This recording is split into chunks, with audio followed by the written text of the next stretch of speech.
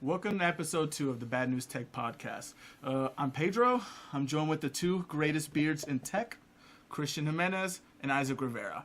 Luckily today we do have the disembodied voice of Lewis. He has come back from his, week of depression, I think. He was hiding out. He won't be joining us by video today, only because there is an ice storm. But I really think his eyes are still puffy from all the crying. Lewis, can you hear us? Yes, I can, and don't worry, I'll be covering for you next week after the Broncos lose.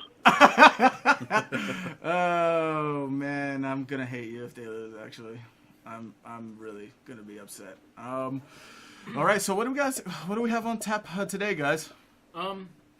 Couple things. Google added 3D audio to the Google Cardboard, which I thought was kind of cool. Basically, it's gonna let you experience 3D audio while looking at a specific destination. So we could be in the middle of, Paris, France, and they'll get a 3D audio, and you'll look around, you'll hear the sounds, and it'll sound like you're there. That got me thinking about something called binaural audio, which is kind of the same effect. And binaural audio, basically what it is you'll get a microphone, and it's put into, a lot of times, a fake head with fake ears. And there's 2 microphones on each side, and basically the whole premise of it is to hear exactly like we do. Now, when you have a microphone like what's in front of us, obviously it's not going to be able to hear like the human ear. When you have something like that, the sounds will come at different times towards different ears and things like that. So what I wanted the audience to do is experience binaural audio. We found a clip on YouTube that is kind of really good, shows off the tech really good. So everyone who's listening, if you could get a pair of headphones, it doesn't matter if they're dollar headphones, $300 headphones, because we're going to play a clip on here. Christian's going to have it set up, so whenever you're ready, Chris. Perfect. Maybe one from the other side.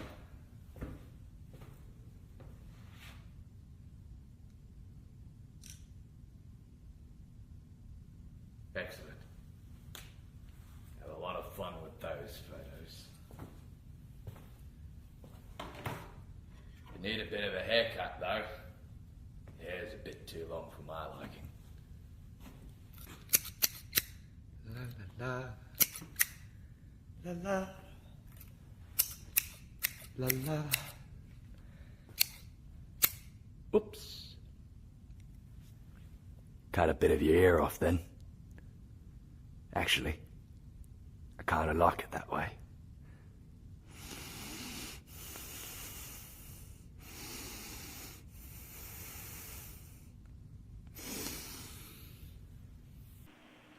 All right, so that was it. So besides the creepiness, let's pull that aside. What everyone should have heard was basically, if you close your eyes, you could tell where in the room this person is. Yep. And that is without any type of headphone effects. That's with any type of headphone. It works. So I thought that was really cool in researching this, that we could get those types of sounds, and right now we don't. Yeah. A lot of VR stuff is coming out, and I don't know if that's one of the top priorities. It's not.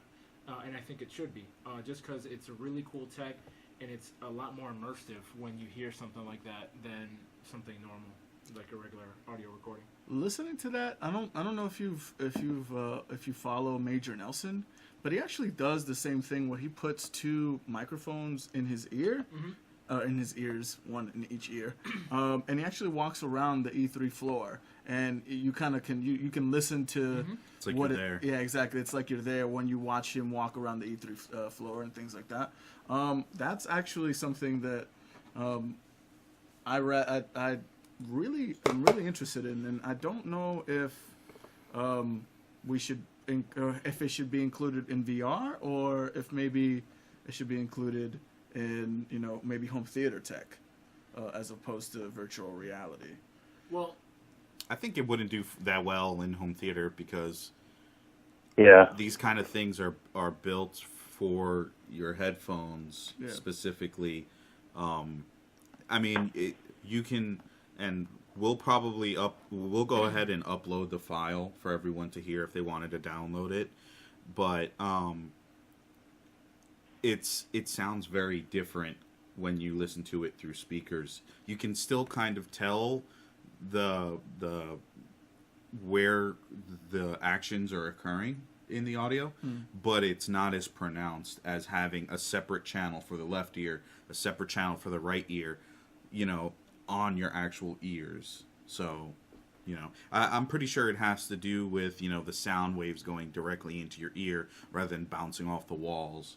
So, yeah, one thing that they're saying is if I'm talking to you and the sound wave is going like this, it's going to hit this ear, your left ear, before your right ear. Yep. Even if it's not that much of a difference, the human mind could tell that subtle difference from something like that, and that gives us our depth of where people are. That's how you could close your eyes and tell that he's over there, but he's far over there, or he's right in front of me talking. Yeah. And that's some of the things that we naturally pick up. Gotcha. So it gives that extra hint of realism to whatever game you're playing.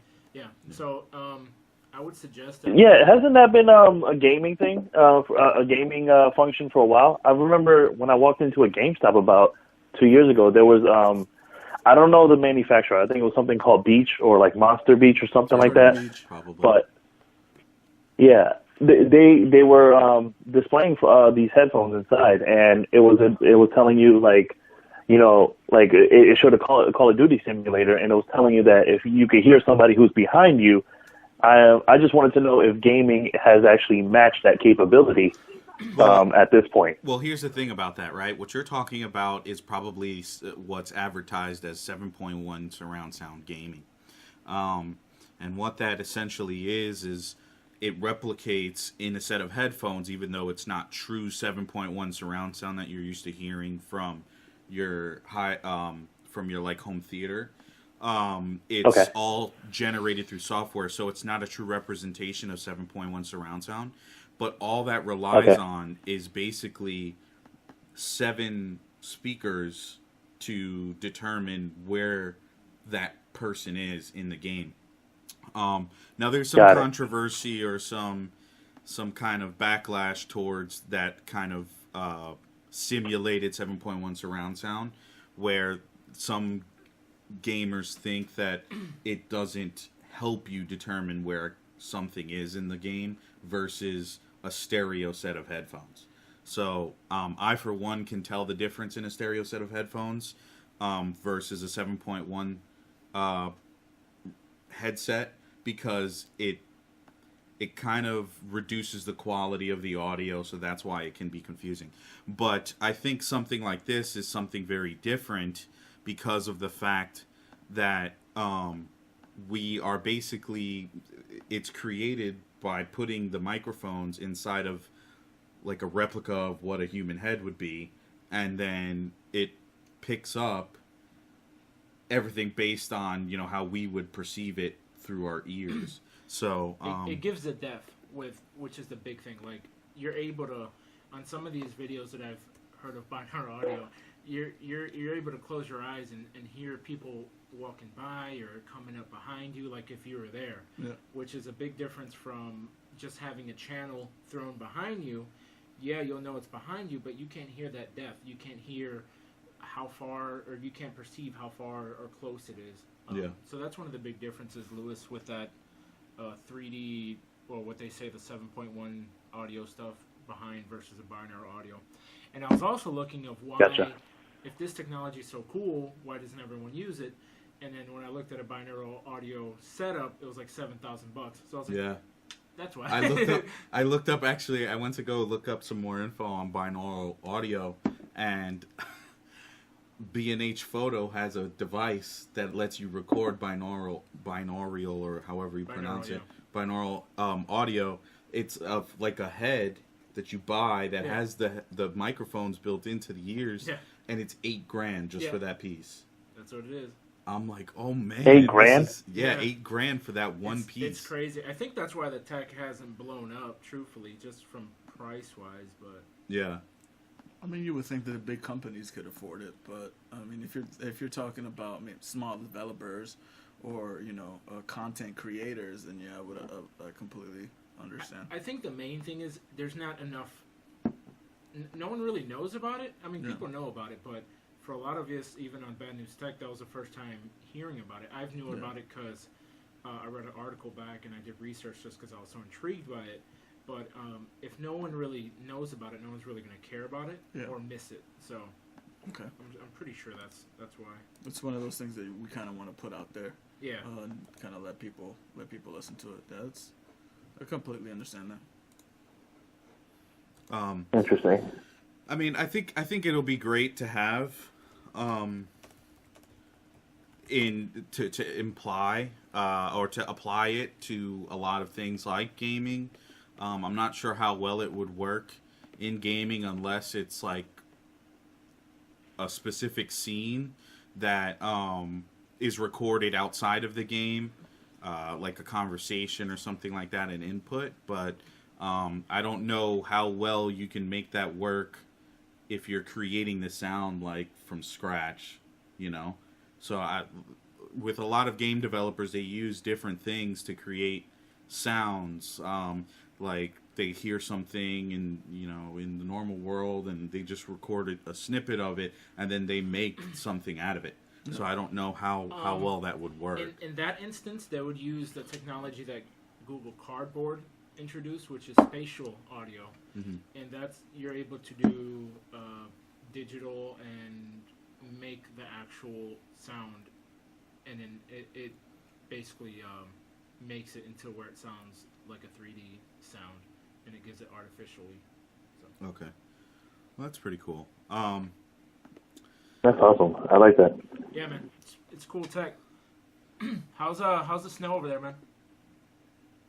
It's just starting to come down here. It was going crazy down in North Carolina and D.C., but I guess right now we're just getting the beginning of it, so starting to come. Did you guys happen to see that Google paid Apple $1 billion in 2014 to remain iOS's default search option? We gotta give a shout out to Oracle for putting it out there. Oracle is the one who broke that news through a court filing. Oh, really? Yeah. Oh, wow. They haven't commented on it, but when they submitted their documents to court, it showed that Google has been, basically bribing Apple to keep the default search engine, which is quite interesting. What do you guys feel about that? Well, I mean, it makes sense, though, because they were the default option for a long time before Apple was like, well, I'm going to do my own stuff. They dropped... That was all around the time when when Apple was dropping Google Maps and stuff like that. I think it was like the iPhone 4 or something like that, or 4S. Yeah, but wasn't that such a failure, though? Apple Maps, I heard, was really bad. I mean, they had its. I don't know how good it is now because I use Google Maps and my girlfriend uses Google Maps on her iPhone. But as far as in the beginning when it launched, it was taking people to the wrong places. Like it wasn't giving correct directions and things like that. Let's just tell it was garbage. Yeah, pretty much. Yeah. Yeah. It was horrible. And there was many. And they lost YouTube throughout the whole thing. What's that? And they lost YouTube, too. So I was like, I don't know why Google's paying them when 99% of the whole entire world already uses Google for constant daily functions. Yeah, they dropped YouTube as one of its packaged apps. You could still download it, but I remember that. They were dropping everything Google. And I think that was right around the time when they started having problems with people... certain companies that use Android and stuff like that, like around the same time Samsung versus Apple stuff was going on. So, but yeah, that's pretty interesting. I mean, if you're a company that wants to continue to make money, as big as Google is as a search engine, I mean, I could understand why they would give them that money. It's nuts, though. I wish we had more numbers on, what's the benefit of it? Because if they're spending $1 billion to put it on there, what are they making out of it? Well, let's be fair. I was just reviewing a report. It's technically a 3-to-1 ratio, but this is their whole entire combined ecosystem. Considering that Apple is a huge market, I think it's currently, you guys could quote me on this, it's like 42% of the market share. Yeah. Google makes $30 billion a year on Android. So technically, that's kind of a wash-off for them. $1 billion definitely helps maintain their profit levels, but I don't know exactly, if we're going to say the 42% of the market share is, iPhones, we could easily say that probably the revenue stream is split flat or a little bit more. Because $30 billion, we could easily say that they make $15 billion off of it. So, I mean, it's pretty much of a good payoff system. I mean, Google pays Microsoft also a couple $2 billion a year for licensing fees. Yeah. For Android, because it goes on a couple patents that Microsoft. Oh, really? Yeah. Wow. Interesting. For the record, Bing did take over search for Apple or for Siri for a period of time within, I think it was 2013 to 2014. All search results when speaking to Siri went through Bing. Damn. Which is a pretty underrated search engine. It's no Google, but Yeah, I never liked it when they rolled that out and they forced it into IE or Internet Explorer. Yeah. Well, what they did smart with Bing is they integrated with Facebook. They currently have that exclusivity. They basically use a lot of data from Facebook to help broaden their search engine. And a lot of times when you search things on Bing, it looks a lot better than what it will look on, Google. Gotcha. I mean, one thing Bing does very, very well, and that's one of the biggest, pluses for me for using Cortana, is that their Bing prediction system is fairly accurate. I mean, it did beat Las Vegas odds this year when picking NFL games. They picked, I believe it was a little under 70%, for NFL. So for those of you guys that like to play pick'em games, try to use Bing. Should we dabble in and find out if the Broncos are going to beat the Patriots? Yeah, go ahead.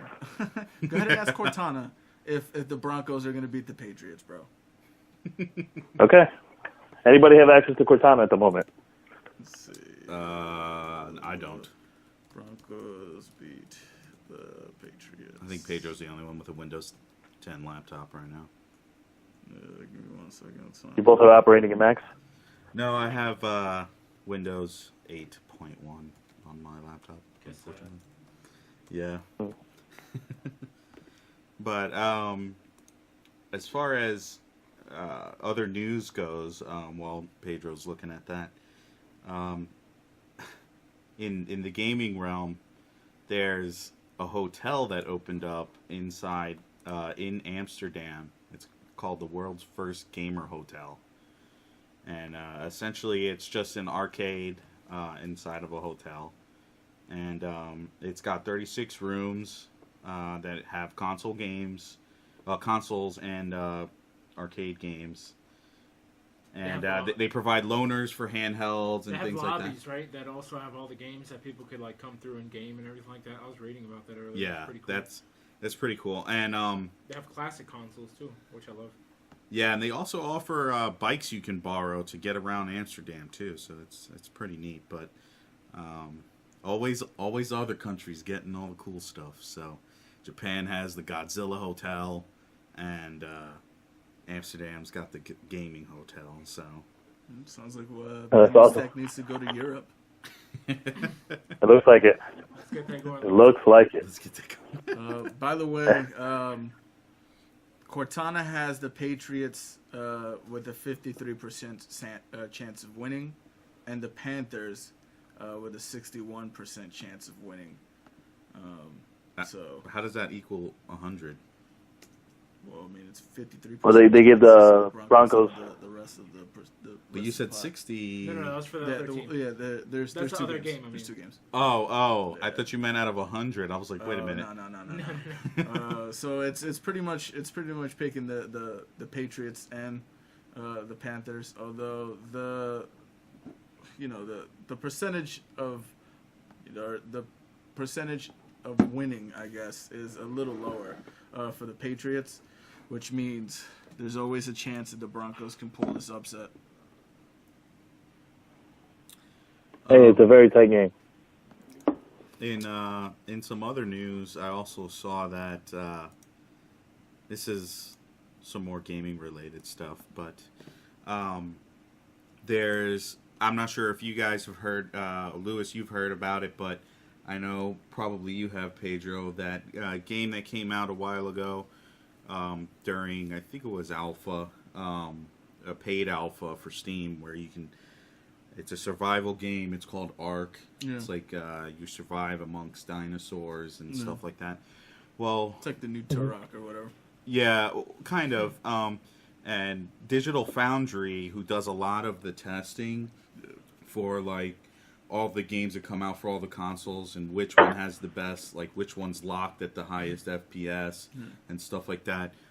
They also they updated their YouTube with a video of what the game looks like on the Xbox One, and honestly, it doesn't perform well. Now, it's very like laggy. The graphics are not that good. Like if you look at the video that they have on their YouTube, there is a lot of artifacts, meaning there's a lot of jagged lines, it's not smooth, and all that sort of stuff. Now, granted, it is still, an alpha and all that sort of stuff, so that's fine. I mean, even the PC version had that problem. I have a 980 Ti, that's a $700 graphics card, and even my graphics card can't handle it, and it's not because it's such a beefy game, even though it is. My card should be able to handle it, but I think it's because it's in the alpha phase and it's not optimized for a lot of graphics cards or up-to-date, hardware. So, but yeah, so it didn't fare too well, but hopefully it gets a little bit better. As some of you may or may not know, Ark is a survival game, which is basically where you're thrown into a world. You pretty much have nothing to your name. You just have your clothes on your back, and you pretty much have to, like, essentially, for lack of a better term, Minecraft it up, where you have to chop down trees and break things down to get the items to create, swords and axes and other types of armors and clothes and guns and bows and arrows and spears. What genre is it? It's called a survival game. So that's the type of genre. A lot of games have been coming out like that now. They're not as big on the consoles, but they are very big on the PC. So they have like a zombie game that's like a survival game. You get thrown in the world just the same, but amongst zombies and stuff like that.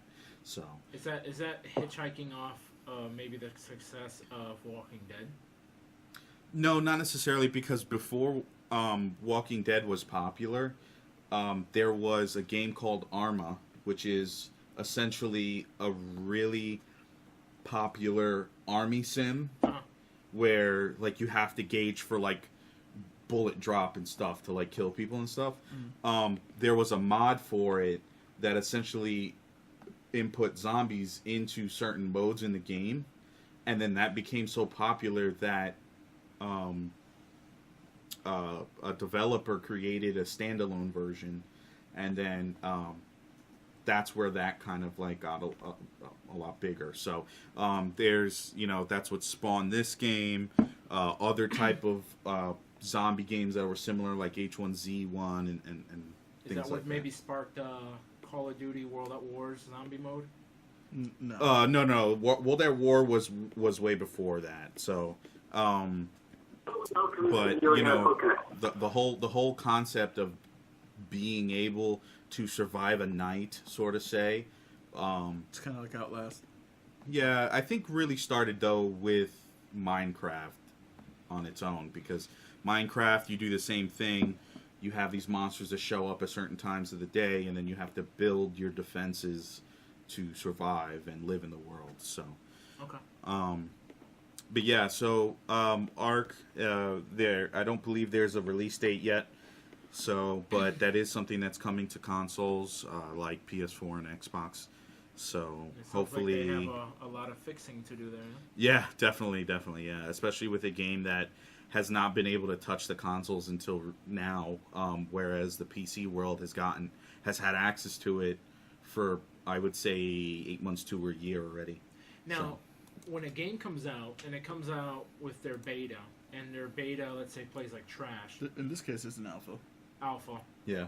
How would that affect sales? I don't think so. Not in the PC world, because right now there is so many more games nowadays that developers are selling on like Steam that you pay $20 or $30 to get access to the alpha, and you own the game. So whenever it releases, you don't have to pay anything else. So but like the problem with that is, I think, is that people get tired of the game quicker before the game releases, and they do get tired, I think, because of those bugs, because people lose sight of the fact that they are testing essentially the game.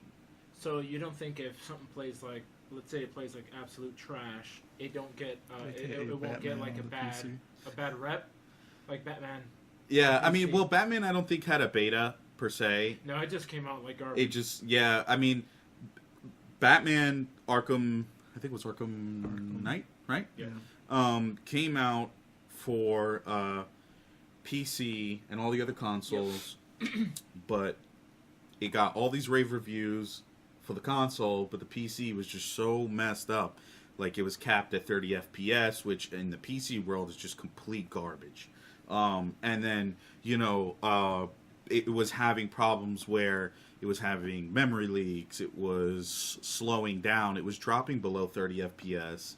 It had all these problems, and for practically a year, they were trying to fix it, giving people refunds, taking it off the Steam point, NVIDIA list. developers jumped in there also to help. I was reading. What's that? NVIDIA developers went to help them, even though they have nothing to do with it, but to help them out. Well, they have something to do with it a little bit, because more and more games nowadays come with something it's an NVIDIA tech called GameWorks. And what it does is it gives your characters extra flowy hair, more lifelike hair. In this case, it was like things like fog effects for the Batman series, and the way his cape moved was more realistic. But it was only working for NVIDIA graphics cards. Okay. So it's users like who a had perk. that. And yeah, kind of. But the problem with that is that, and there is some controversy about it, is that it causes a lot of problems with a lot of games. The Witcher had some problems with it where they had like a hair thing, and as soon as you turn that thing on, it would just straight kill your FPS. Like, you would drop like at least 20 or more frames per second. So an unoptimized gimmick, then it sounds like. Yeah, that's essentially what it is. I mean, when they get it fixed, it's good, but it's not really necessary, because I would say 90% of the people turn those features off because of those reasons. Yeah. So they just want to be able to play the game. So So you're saying then, if I bring a beta or alpha, beta, plays like complete garbage, shouldn't have any issues selling the game still? I mean, I think if you're selling the alpha or the beta, you should not come out with trash. That's what it is. Like, I mean, I understand beta's beta and you're going to have bugs, but if you have a game that's popular like Ark or some other games that have been on alpha, buyable alpha, you shouldn't have as many problems as you have with as many users that you have are buying the game.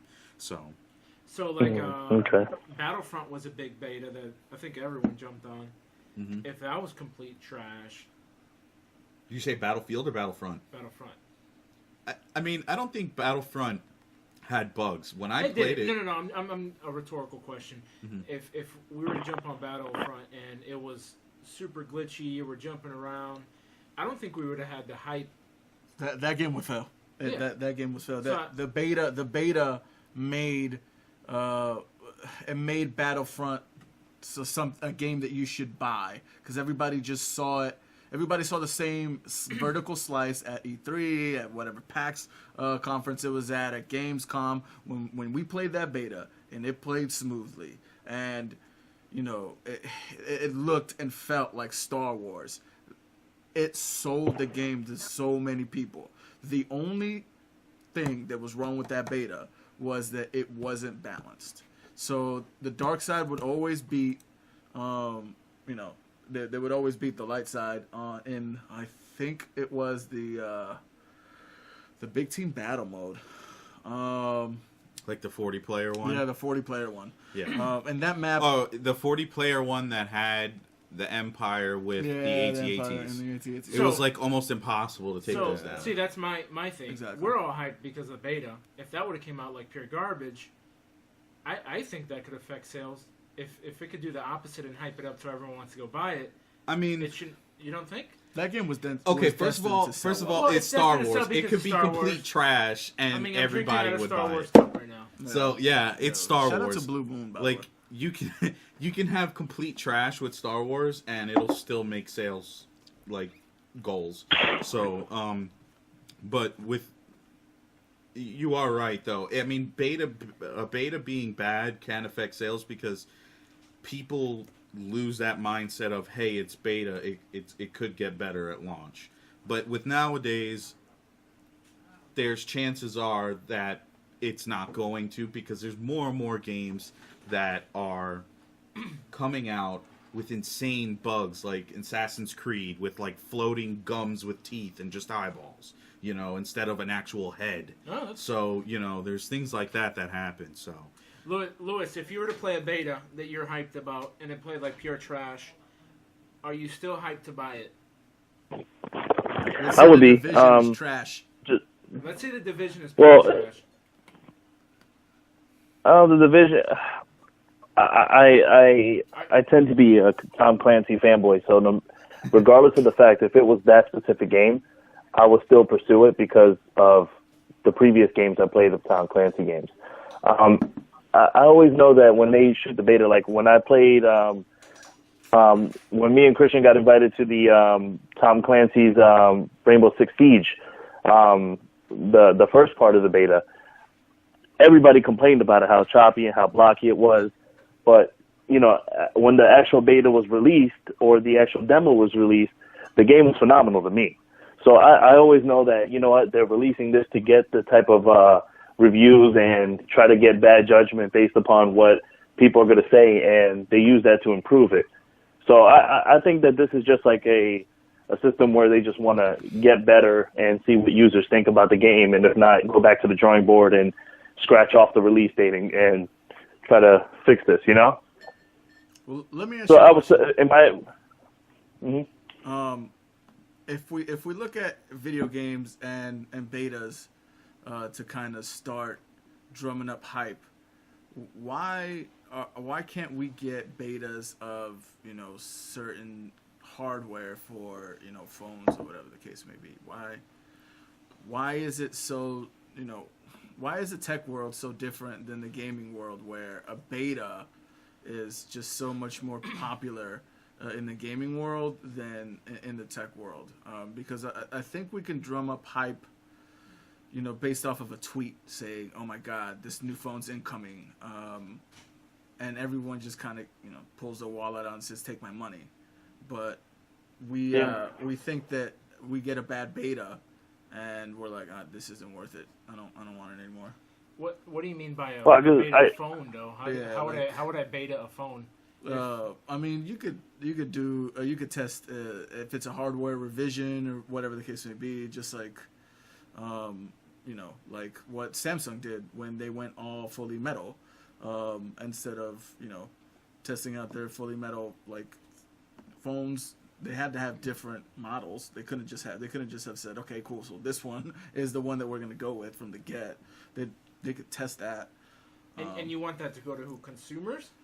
They should have there's got to be like a beta club that you could join, pre-order the phone and test it out before it goes out to consumers, just like or they could have a final hardware and just tweak the software for, let's say, TouchWiz or LG's software, and they've got the final hardware build, but they may need to do some software tweaks here and there. They do that. Oppo or Apple OnePlus, Apple does it.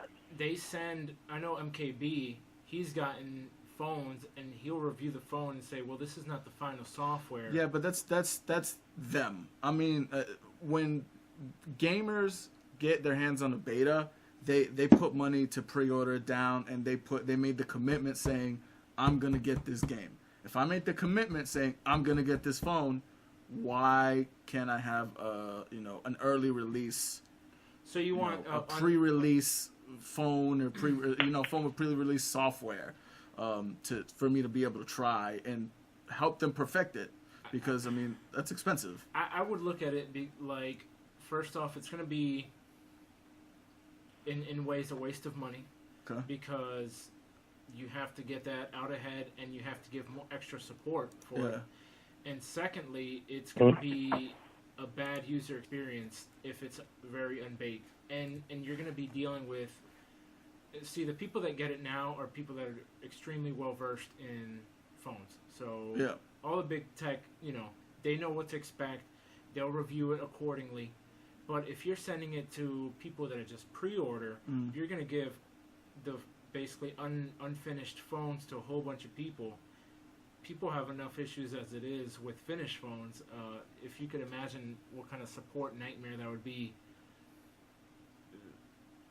Yeah, that'd be crazy. Yeah, I mean, the problem with that is that with the software, you can process unlimited licenses almost. Yeah. So that's why devs do it, is because if the game is broken, but they can push an update to all the users. Yeah.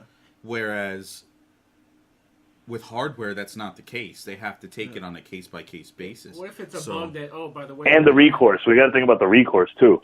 Yeah. We kind of disable... when we get a software, they could just go ahead and retract the license from you, and you're no longer involved. As hardware, someone could just take the phone and just say, you know what, I'm keeping it. Plus, I'll also say this. Games are a little bit more biased. As much as we love games, if I find out that one of these games are going to be terrible and it's a game that I love, like Madden was a great situation. From 2001, a horrible Madden, but I stopped liking Madden since they removed a lot of these functions. Like Madden has removed a lot of things, and FIFA came up and just took over the whole entire market share for Madden. A lot of people never used to play FIFA until recently. FIFA sells more than Madden. It's because of the way the game is developed and how fun it is. Soccer's also a worldwide game, though. It is, but I'm talking about the U.S. market. No, the U.S. market, Madden can't beat FIFA. FIFA outsells, and people don't even like soccer. They just love FIFA. I think that also has to do with the fact that a lot of people are sick of Madden at this point.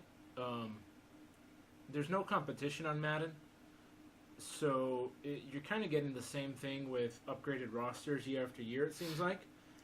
But there is a competitor for Madden, though. I think there's not. Nope. No, they have the monopoly. So this is what happened. Really? In 2004, when 2K5 and Madden 2005 came out, they came out with 2K, and they said, we're going to put it at $20, and we have a better game. And they did. So they blew Madden out the water. They blew the sales, and they basically had, hey, Lewis, something's happening in the background there. They blew them in. They blew them out the water. To me, they had the better game, and you could buy two of them for the price of one Madden. Madden saw that. They got scared, and they said, you know what, we're going to buy exclusivity from the NFL. And they've done that ever since. No competition. And because the NFL's like that, too.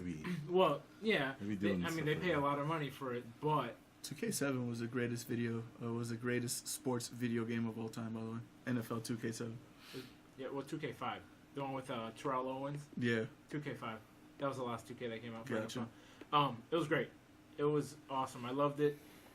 And a lot of people actually love that football game more than the Maddens that have come out recently. Yeah. But we can't get anything else other than Madden. So I stopped buying Madden because I was pretty sick of it after 2011. Same thing. Yeah. I think they need some competition to drum up. FIFA, on the other hand, is still pretty... They got PES. Yeah. Yeah, but PES doesn't really dominate the market share like FIFA does. Bro, PES is underrated, though. PES is underrated. PES is a really good game. My point It's is- very sturdy. When there's competition, though, they have a reason to step up their game more than Madden does, I think. Okay, I'll give you that. Well, I'll give you that. And in basketball, they get blown out the water, too. 2K whoops on live all day. So... As far as other gaming news goes, there is in Japan only a Street Fighter V edition PS4 that you can get only in Japan, and the graphics on it are pretty nice. They have a white and a black version. The white version, I believe, has Chun-Li drawn in like a cartoon fashion. And another character, Laura. So and it's on the faceplate that you remove to change the hard drive. Hard drive bay? Yeah. So and then there's the black version has Ryu. So which looks pretty nice. Oh, actually, there's another version which another black version that has Ryu and Ryu Nukari. So it's Ryu Nukari edition, sorry. And only Japan gets it because, They got all the good stuff. that's where Sony dominates, I think. So, I mean, how do you guys feel about these special edition PlayStations?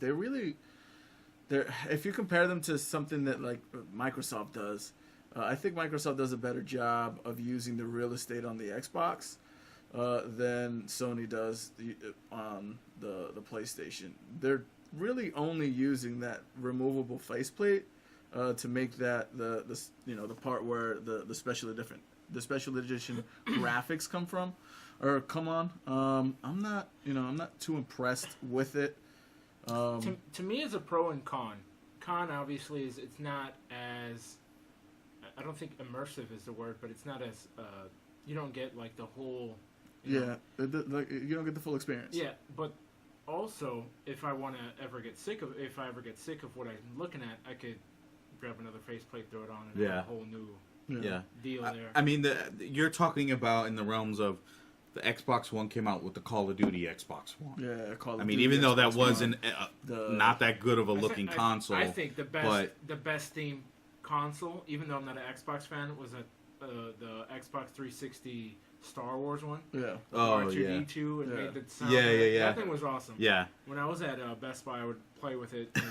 Yeah. It was great. When you compare that to this year's Star Wars themed console, which was just basically a PlayStation 4 with a decal of Darth Vader on it, I mean, a weird looking controller. Why are you going to pay extra for that? I mean, they did have one that I would say was a full change, which was the Destiny Taken King one. The Destiny Taken King one that went beyond the little removable faceplate. I mean, they didn't completely revamp every inch of the console like they did with the Call of Duty version, Xbox. But I mean, I'm not sure if I would want something that like completely encompasses like covers my whole entire console, because then if I think that stuff looks disgusting after a while, I have to buy a new console. Whereas this, I could just, like Isaac said, just go ahead and change the faceplate and I'll be fine. So, So that was, you said Japan only?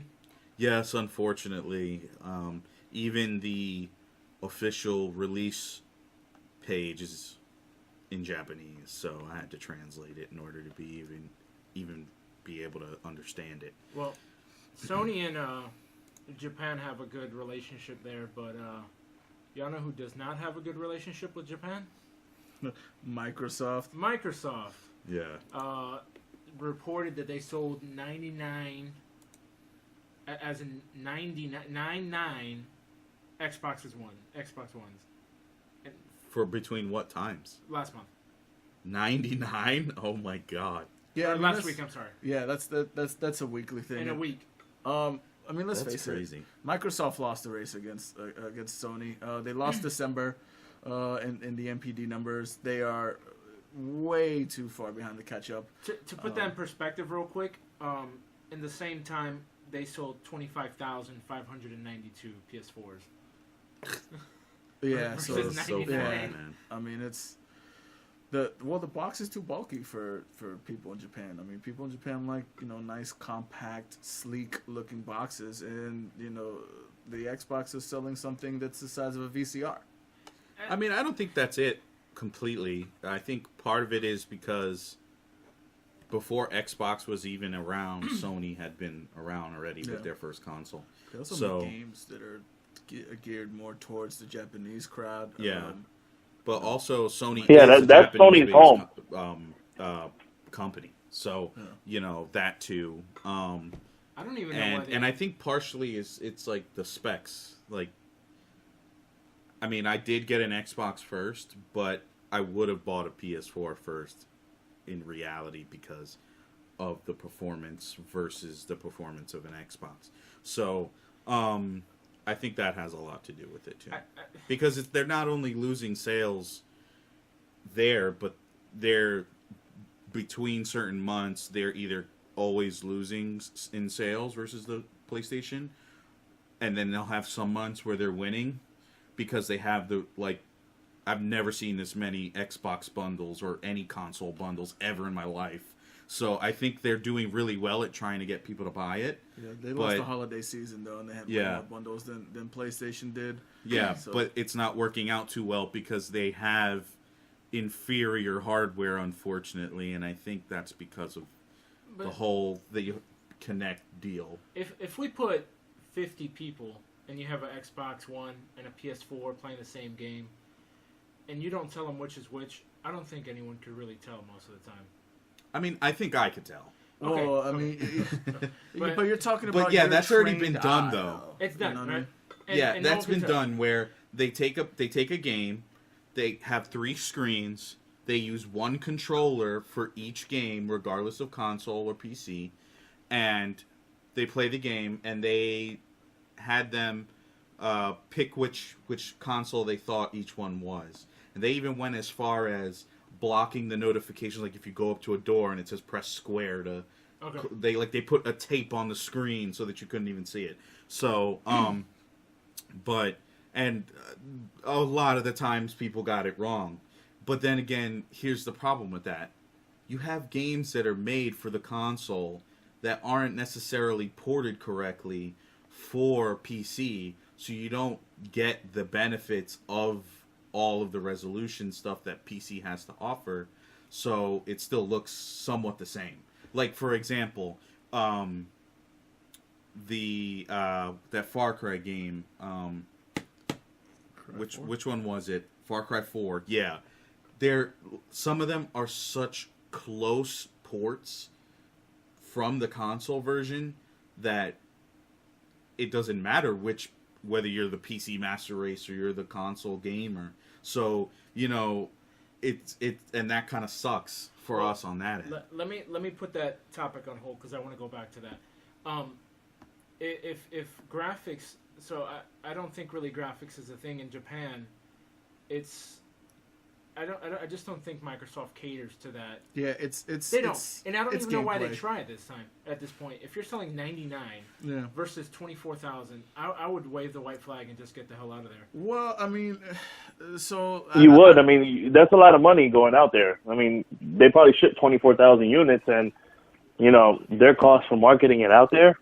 The thing is that Sony's haven is Japan. Those people live by Sony. They breathe Sony. I don't even think there's that many products of. I don't even think they sell like all types of other brands out there. Sony is the king there. I mean, that's their home. Yeah. I mean, that has a lot to do with it. Like I was saying before, they are a Japanese brand, so but that back to what we were saying about the ports and stuff. It's just certain games just don't port them well. I mean, we have Arkham Knight as a great example. So, I mean, I don't know if you can blame PC got Arkham crapped Knight on in that aspect because this is what happens. A developer makes a game based on whatever architecture they want to go ahead and focus on, or based on whatever console, whether it be PS4, Xbox, or whatever. Rarely it's PC first. Yeah. So they go, especially if it's a AAA title. Yeah. So they go ahead and this happens all the time. And if you follow The Division, Lewis, you've probably seen it, where people have photos back to back of initial release photos and videos from E3 when it was first announced versus the way it looks now, and it just looks nothing like the original presentation Absolutely. media. So, you have that because they have to compensate for the lack of powerful hardware in the consoles. They go ahead and build for the console, and then they go, okay, we'll just dedicate this small team to PC porting, and then you have a result like the Dark Knight. The Arkham Knight. So that was laziness and cheapness because they actually didn't develop it themselves. Yeah. They didn't develop the port. They subcontracted it. yeah, and that's part of So the they problem. pay- They don't do it in house, and then it craps on the people who who spend more money on their computers and stuff like that to have that benefit of playing games at a higher resolution, higher FPS. Now, me as a developer, I see $35 million million PS4s versus however many Xbox Ones versus a lot less PC games. Why would I spend more money in getting these better FPSs, better resolutions, better anti-aliasing, better everything? I'm spending all this money to, at the end, go to a way smaller crowd that could actually play this. Why would I, as a developer, do that? I mean, Other than to make the PC master race happy. You would. well, I mean, there is a few developers that do cater to the PC community because that's where they started out and that's how they got big. Blizzard, for example. There is no World of Warcraft for the consoles. There was no Diablo 3 for the consoles until probably the second expansion. Actually, no, leading up to the second expansion, they finally came out with the console version. All of the other games that they have are not for consoles, except for Overwatch, which is coming out later on this year, which is going to be released for all of the consoles and PC. So, but they focus on PC. Okay. There's other companies that do that. I would say Valve, the developer company for Steam, basically. Half-Life 3 coming soon. Yeah, yeah, pretty much. So, there is developers that do just do PC stuff, but there is that draw for bigger AAA title developers that are like, well, I'm just going to develop a game for whatever has the most people, which makes sense from a business standpoint.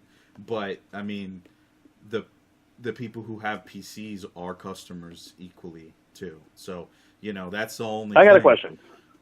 What's up? Do graphics really matter? Because there are some games that will have low-grade graphics. Like one of my biggest fights. Did you ever play Ghost Recon Future Soldier? Yeah.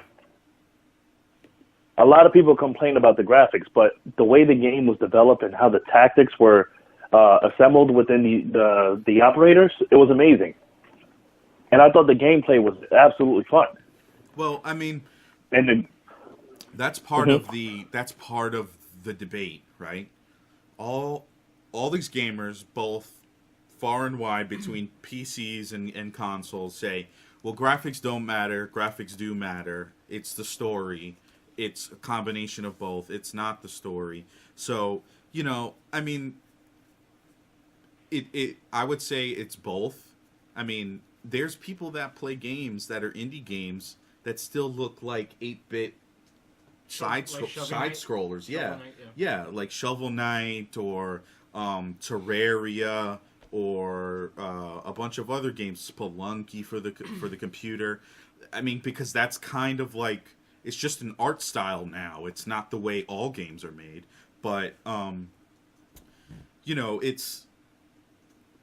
it's kind of frustrating when you get left behind sometimes because of a bad port. Now, in the last gen consoles with the 360 and the PS3, the processor architectures was the PS3 had the Cell processor, and then the 360 had a PowerPC based processor, both which are not just simple ports to the PC. Yeah. With this new generation, they're both x86, which is a very, a lot more compatible. A lot easier to port. Do you think maybe some of these ports we're seeing is because the ease of, we could just port this easy really with minimal testing. Yeah, we don't have to really put as much effort. Let's not maybe put as, all the extra resolutions or... Yeah. I mean, I think that is the case because there's certain games that come out that don't understand or aren't coded to achieve higher than 1080 or, accept something like borderless windowed mode. Like, do you know what that is? Nope. Do you know what that is? No. No, exactly. None of you guys do. It's because of the fact that it's not something that is even remotely talked about or even usable on a console because, as you know, on a computer, you can multitask. When you put something in borderless windowed mode, it keeps it full screen, but keeps it as a maximized window without borders, so that way you can drag your mouse off of the game and onto a second or third screen and look at something on the internet. So if I'm playing World of Warcraft and I want to find out where this quest is, I don't have to press Alt and Tab, wait like 5 seconds, which in reality on a PC game is an eternity. But for it to minimize and then go back to your your quest checker on whatever website you want to go to check that, and then you have to go back. Whereas on a console, you don't have any of those features except for, like, I guess maybe if you multitask with, like, the Xbox and you go back to your home screen and, like, pull up a party menu or something like that. So, it's things like that bad ports, like, kind of piss people off, like PC people, because it's, like, for example, Metal Gear. We all know what Metal Gear is. It's a very big game, right? It played amazing on the console, but it played like pure crap on the PC because when you go into menus, it doesn't have mouse and keyboard support. So you have to use a controller. Like, you could put your mouse over a menu item and click on it, and it doesn't do anything. That's lazy. That's laziness at that point. For such a big developer, too. Like, it's stupid for developers to do something like that, and it's annoying because you're not going to give me a discount to buy your game for that. You're going to still charge me the same for technically less functionality, even though the functionality is trivial and really doesn't amount to much. But I think it does. I mean, things like context menus and stuff like that are small. Someone with a PC, I think your main input is a damn mouse. You should expect to be able to click on something. Exactly, yeah. I don't think that's too much to ask.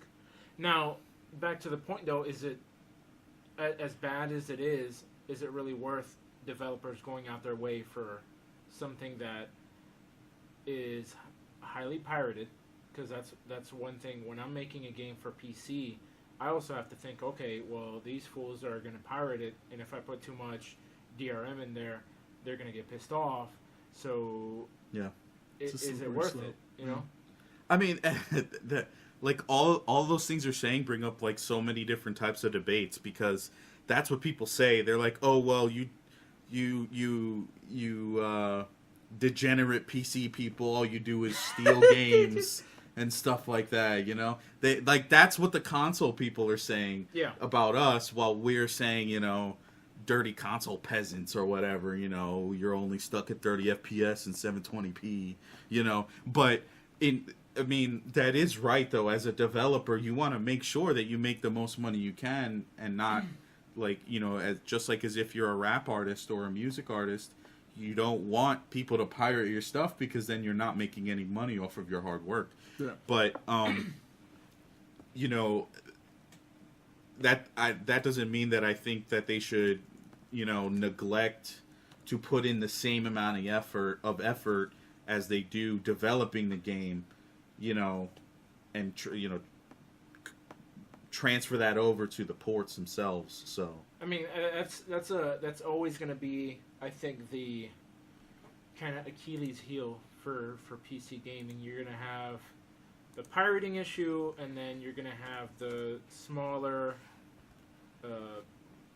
amount of people that are actually going to play it and buy it. Yeah. Versus someone actually, you know, making a game for y'all. Yeah.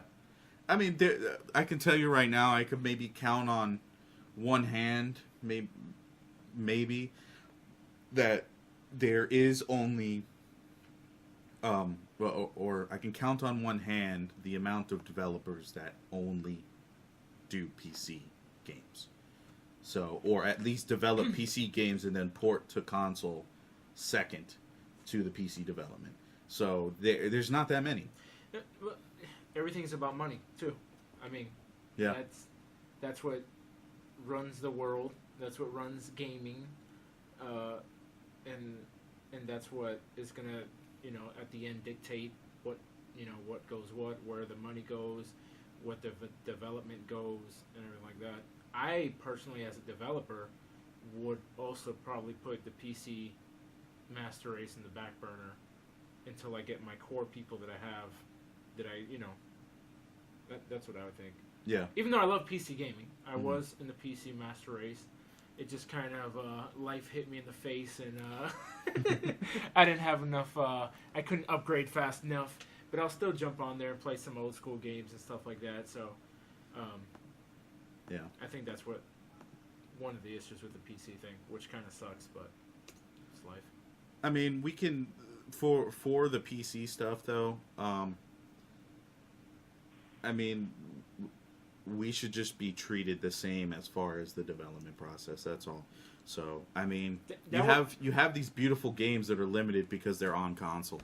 So that would work in a charity, and maybe in like a society where we have to say, but where money talks. Yeah. Why? But here's the thing, right? You have users that are buying consoles for $400 to $500 a piece.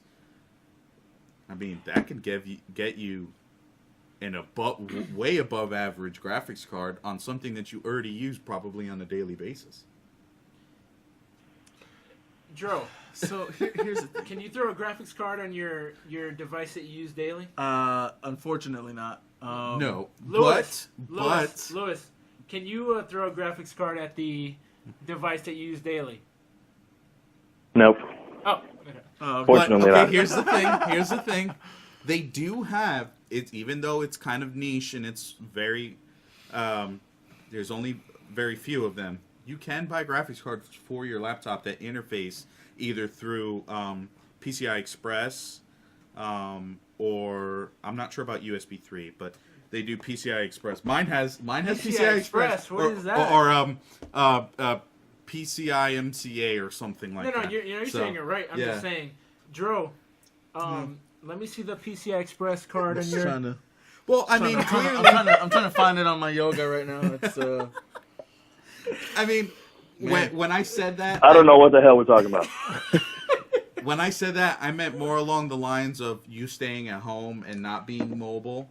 Because, I mean, either way, on a laptop, it's harder to do that with. Oh, yeah. I mean, there's no way to play a PS4 on the go, you know, unless you're willing to buy a small screen and find a random outlet. So Well, yeah. yeah, exactly. So, given the scenario where you're sitting on your couch and you're not being mobile and you're playing your game, but you spent $500 on that console, you could have very easily as well just put a computer, plugged it into the TV, bought a $500 graphics card, and done the same. Plus have the ability of ease of searching the web and doing all your other day-to-day stuff that you normally would do on a computer. Now here's to your point. I don't know how much I paid, but I had the with PC you don't have these trade-in offers and things like that. With games, so yeah, I traded my PS3. I got it $175 at Best Buy. They gave me a gift card. I traded in my controller, a couple games. Ended up getting a PS4 for $200. Mm-hmm. I think at that price point, there's no way that a PC could ever. I mean, what are you gonna buy for $200? A netbook? I mean, you can sell the graphics card for another graphics card. That's the thing. That's what people do all the time. They don't want to buy, because most people that want to play games like, for example, The Witcher and probably The Division when it comes out, to get at least somewhat decent graphics, you need to pay at least $300 for a graphics card. So when the new version comes out, people think $300 is a lot for a graphics card, and to some people it is. But if you sell that for at least $150, you're essentially doing the same thing that you did with the PS4. You are. Which, if it's only one but here's the thing, though. behind, you're gonna get probably half, maybe a little bit more. So. Yeah, but here's the thing. There are a lot of techies out there that could speak the language and perform the language. And what I mean by that is, you get a person who loves Apple, for instance, and they're gonna love their iPhone. If you tell them to give an explanation of what's under their phone, they won't be able to do that. That's the difference between a lot of PC gamers and a lot of console gamers, because, one, they won't even know how to install a graphics card. So at the same time, they just want the liberty of everything given to them. When they purchase it, it's already made, it's already done, they're ready to play. They don't want to waste, they don't want to, spend time having to crack open their PC because they think they're going to destroy it when they have to install something, Well, I mean, I'm going to say one last thing before we wrap it up, but I'm going to be making videos on how to build computers soon, so you readers and watchers can join the PC Master Race. You don't have to worry about breaking your computer, because I will give in-depth videos and written guides on how to do those simple things. Don't be scared. It's very easy. I did it by myself. On that note, it is easy. I will give you that. I think just once you kind of get the confidence, you'll be able to do that no problem. And with the help of Christian here, that shouldn't be an issue, yeah? Yep, exactly. Absolutely. Sweet. Looking forward to it, guys. That is it for episode 2 of the Bad News Tech podcast. On behalf of everyone in Bad News Tech, I appreciate you guys listening and watching, and see y'all next time. www.badnewstech.com. At Real Bad News Tech on Twitter. And you can follow me at twitch.tv/MRGREEN718. My Twitter's the same, Mr. Green 718, MRGREEN718. And you might see one of us on there, yeah? Exactly. Yep. All right. Thank Deuces. you. Later.